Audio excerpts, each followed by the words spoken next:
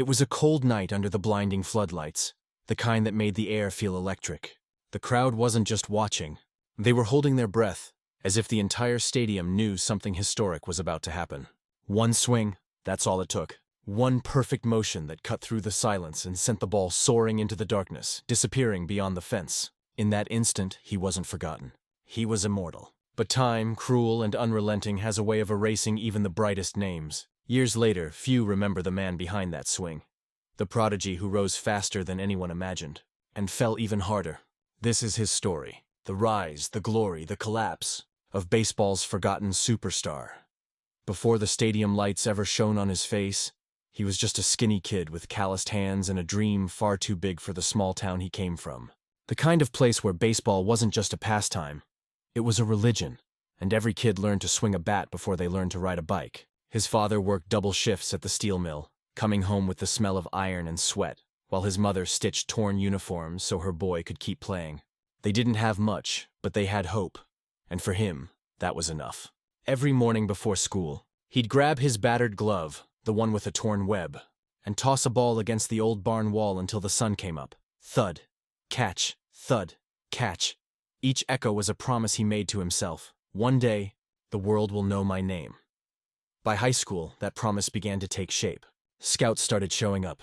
Old men with clipboards, sunglasses, and quiet whispers. That kid's special, they'd say. His fastball was poetry, his swing smooth as jazz, his instincts sharper than anyone's around.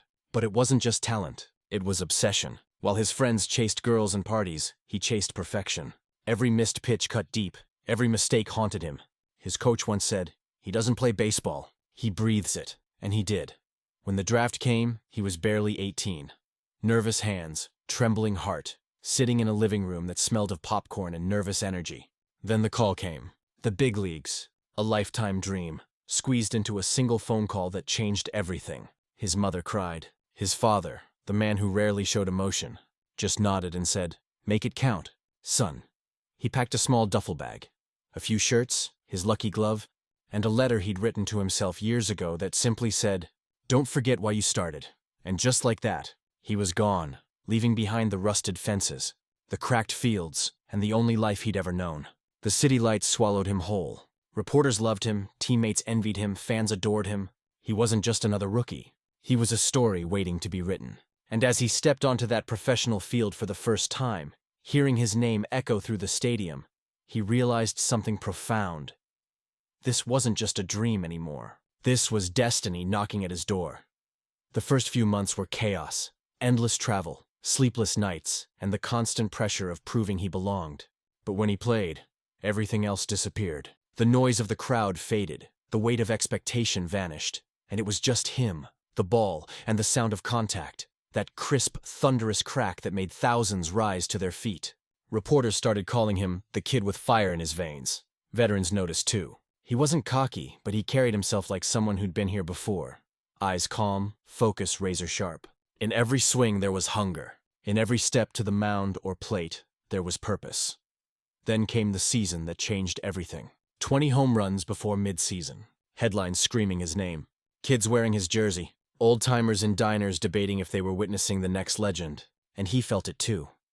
That intoxicating rush of being seen, of living the moment he'd dreamed about since those barnyard mornings. The team began to build around him. The manager called him the backbone, and fans called him the miracle. Even when the odds were impossible, he made magic happen. Diving catches that defied gravity, clutch hits that turned losses into miracles. Every highlight reel had his name attached to it, but fame, it's a tricky thing. It doesn't come knocking politely. It crashes through the door. Suddenly endorsements poured in. Late-night interviews, camera flashes in restaurants. He smiled through it all, but somewhere behind that confident grin, the pressure began to whisper. Every game was a test, every mistake magnified. But he kept pushing, kept playing with that same fierce energy that got him here. Because for him, baseball wasn't just a game anymore. It was a promise to everyone who ever believed.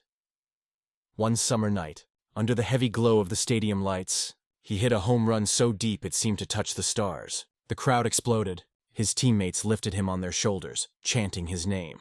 That clip went viral, a moment frozen in baseball history. He'd become everything he'd ever wanted to be.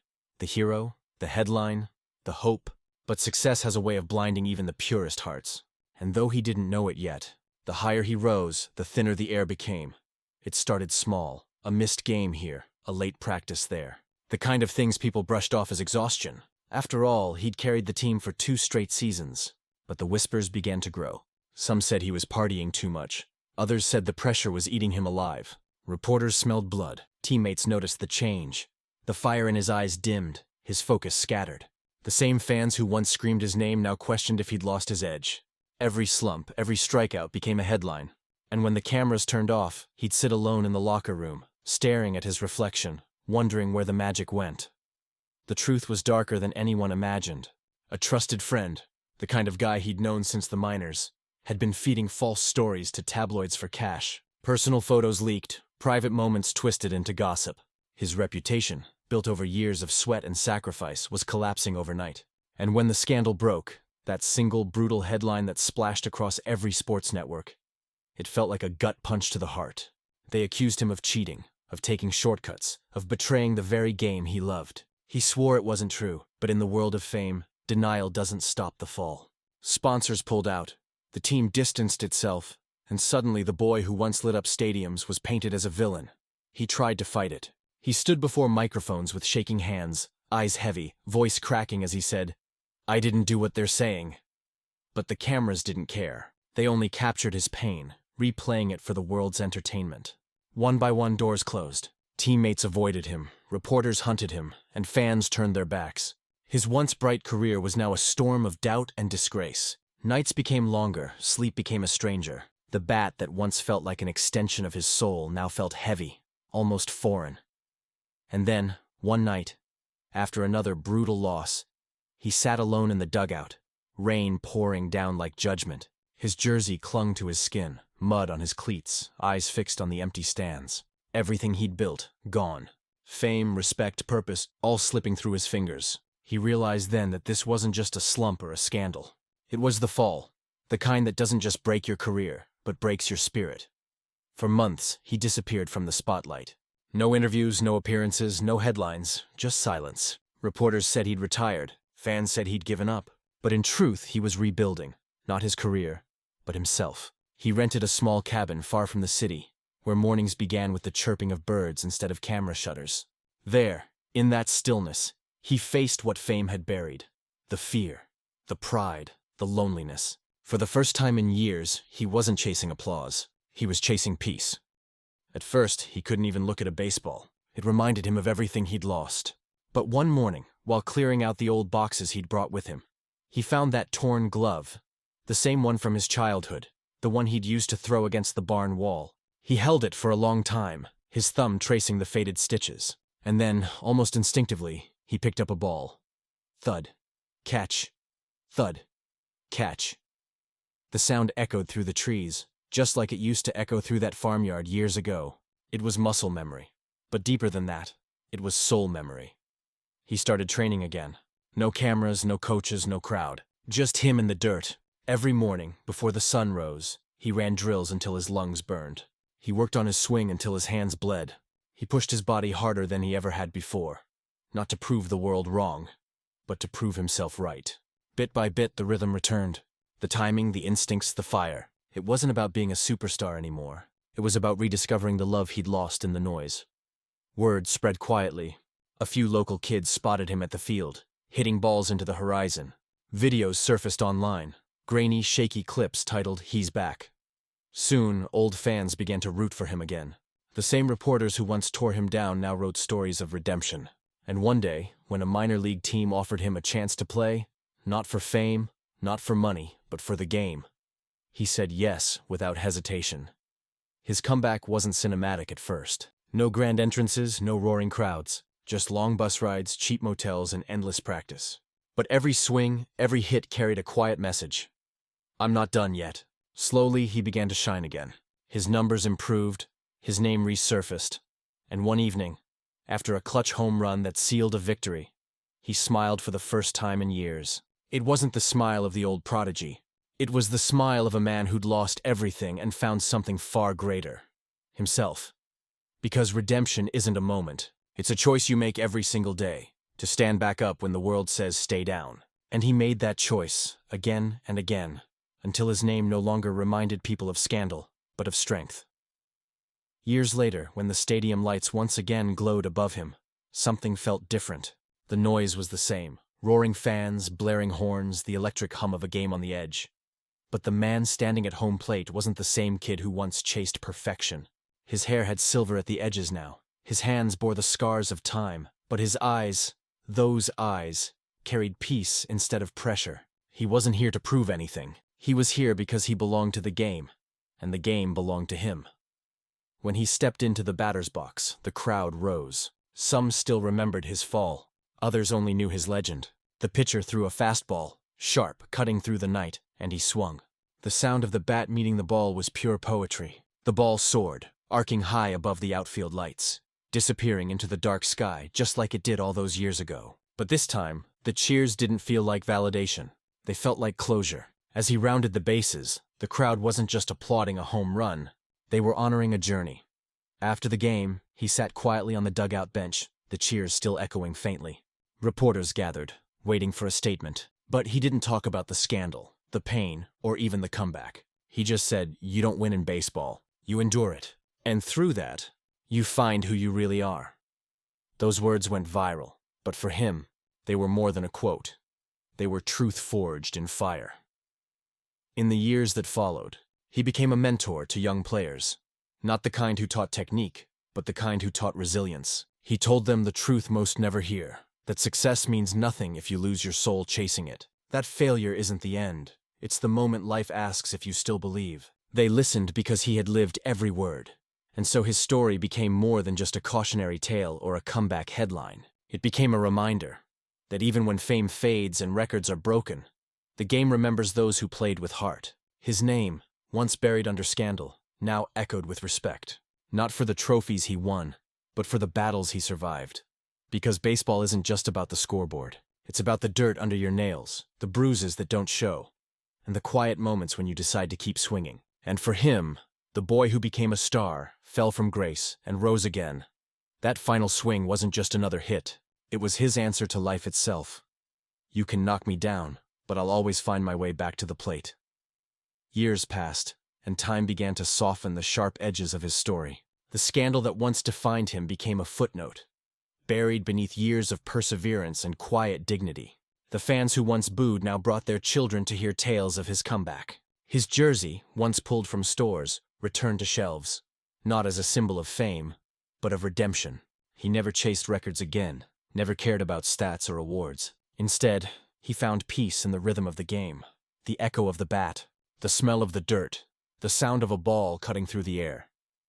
He started visiting little league parks, sitting on old wooden benches, talking to kids who dreamed the same dream he once had. He'd tell them, "Don't play for the crowd. Play for the kid you were when you first picked up the glove." His words carried weight because they came from a man who had lost everything and still found joy in the simplest moments. A clean hit, a perfect throw, a shared smile between teammates. Reporters began calling him the soul of the game. But he'd laugh softly and say, "Nah, the game already had one. I just had to find mine again." One evening, long after he'd retired, he walked onto an empty field. The stadium was silent now. No crowd, no lights, just the moon hanging over the diamond like an old friend. He sat near home plate, tracing the dirt with his fingers, remembering the boy who once threw balls against a barn wall, the man who touched glory, and the fallen hero who learned to rise again. He realized that life, like baseball, isn't about how many times you strike out, but how many times you step back into the box. As he stood to leave, he turned for one last look. The field stretched before him, quiet and endless, and he smiled. Not the smile of a legend, but of a man finally free, because in the end, he understood what so few ever do. Baseball isn't about perfection. It's about persistence. It's about heart. It's about never letting the noise drown out the love that started it all. And though the world may someday forget his records, his name will live on in every kid who picks up a bat and whispers, "One day they'll know me too." Because his story, the rise, the fall, the redemption, wasn't just his alone. It was a reflection of every dreamer who ever refused to quit. In that final chapter of his life, there were no crowds, no cameras, no headlines, only peace. And maybe that was his greatest victory of all. Because baseball, in the end, isn't about winning. It's about coming home. Years later, the stadium lights didn't feel like they were just illuminating a game. They felt like they were shining on a life fully lived. He had long since stepped away from chasing headlines or chasing fame. Instead, he devoted himself to the essence of baseball itself. The camaraderie, the discipline, the quiet moments that made the roar of the crowd irrelevant. Players who once idolized him as a young superstar now sought his guidance, not for technique, but for perspective. "Remember why you started," he'd tell them, voice calm and steady. "Because the love of the game is bigger than any stat, any record, any accolade." And in that, he found a sense of purpose far deeper than the fleeting adoration of fans or the glare of television cameras. He often reflected on the journey that had defined him. The meteoric rise, the scandal that nearly destroyed him, the lonely nights of self-discovery, and the slow, painstaking path back to himself. Each memory was a lesson. Humility in success, resilience in failure, and the realization that legacy isn't written in trophies or headlines, but in the lives you touch and the courage you carry when no one is watching. Children at local parks would run to him, gloves outstretched, eyes wide with admiration. He didn't just teach them how to hit or catch. He taught them to endure, to persevere, and to play with heart. And through them, a piece of his spirit lived on, quietly shaping the future of the game he loved so fiercely. Because baseball, he realized, isn't only about home runs or victories.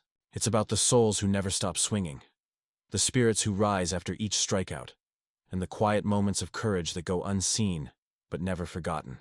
And in the end, the boy who once chased a dream in a dusty field had become more than a forgotten superstar. He had become a symbol of resilience, a reminder that even when life knocks you down, you can always step back into the box, swing again, and leave a mark that time can't erase. In that final moment, standing alone under the soft glow of the lights, he whispered to himself, "In every fall there's a lesson. In every strike, a chance to rise. And in every swing, I find myself again."